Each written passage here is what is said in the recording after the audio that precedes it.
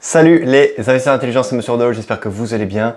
Aujourd'hui c'est le week-end, je suis chez mes parents, je me suis posé rapidement dans une chambre parce que j'ai mes petits neveux qui sont dans la maison, ça crie de partout et c'est vraiment le seul endroit où je peux être au calme pour faire une vidéo. J'aurais bien fait en extérieur mais il y a pas mal de Mistral aujourd'hui.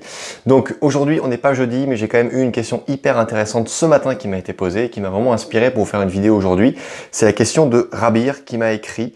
J'ai une question, lorsqu'on possède un bien depuis plusieurs années et qu'on décide de passer en meublé, on est d'accord, l'expert comptable se base sur la valeur vénale de l'appartement à l'instant où on commence la location meublée. Est-ce que c'est exact? Oui, effectivement, c'est exact. Et moi, ce que je te conseille, c'est de demander un avis de valeur à un agent immobilier qui peut te le faire. Il va dire, voilà, ton appartement, il vaut 50, 100, 200 000 euros. Ça te fait un papier que tu donnes à ton expert comptable et comme ça, l'expert comptable, il a un avis de valeur de la part d'un professionnel pour commencer à calculer ses différents amortissements. Donc ça, voilà, cette première partie de la question, elle est réglée. Ensuite, tu écris, et deuxième question, sur quelle durée en général l'expert comptable amortit le bien? Sur 20, 25 ou 30 ans? Car j'entends différents sons de cloche et mon expert comptable me dit qu'on va amortir le bien sur 20 ans. Après, moi, ça m'arrange par la durée, etc. Bon, en gros, tu me poses la question de savoir sur combien de temps on amortit un bien. Alors moi je vais te dire ce que je fais, en tout cas à l'époque lorsque moi j'étais mon propre expert comptable et que je le faisais moi-même. Il faut savoir qu'il y a des règles à respecter et que l'administration fiscale veille au grain. Le premier conseil que je peux te donner et qui est à mon avis le conseil vraiment à retenir de cette vidéo, c'est fais tes calculs comme si tu es sûr que tu allais être contrôlé. Comme ça au moins tu es clair, ça t'obligera à être clean, à savoir ce que tu as fait, à retenir un petit peu, je dirais, ta mémoire sur les différents calculs que tu auras fait quelques années avant, parce que lorsqu'ils viendront te poser des questions, eh bien ils te demanderont ce que tu as fait depuis le début de ton activité. Donc s'ils viennent dans 5 ans, ils te demandera sur ce que tu as fait cette année. Et honnêtement, ce qu'on fait aujourd'hui, on s'en rappellera pas forcément dans 5 ans. Donc moi ce que je peux te dire là, c'est vraiment ce que je faisais à l'époque. Et typiquement, lorsque on calcule un amortissement, eh bien, il y a différents taux de valeur. On appelle ça le calcul de l'amortissement par répartition. C'est-à-dire qu'en fait, tous les éléments d'un bien immobilier ne vont pas s'amortir sur la même durée et n'ont pas la même quote-part de valeur. Typiquement, une toiture, c'est en gros 8% de la valeur d'un bien et ça s'amortit sur 25 ans. L'électricité, ça s'amortit également sur 25 ans, mais ça ne représente que environ 6% de la valeur du bien.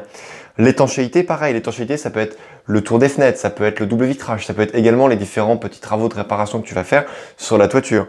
Un ascenseur, ça s'amortit sur 15 ans si jamais tu es dans une copropriété avec un ascenseur et l'ascenseur ne vaut que 2% dans la valeur d'un bien.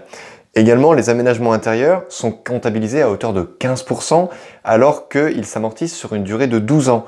Les aménagements extérieurs sur 14 ans avec une part de 9%. Et le gros œuvre, là c'est vraiment important, le gros œuvre s'amortit en général sur 55 à 60 ans et représente une valeur totale du bien d'environ 55%. Gros rappel, attention, le terrain, lui, ne s'amortit jamais. Et lorsqu'on va commencer à amortir un bien, on va considérer que le foncier, que la valeur, la quote-part de terrain, va représenter entre 10 et 20% de la valeur du bien. Donc, ton amortissement sera calculé sur la différence entre 100% et la quote-part en pourcentage qui aura été affectée au foncier, au terrain. Ça, c'est très important.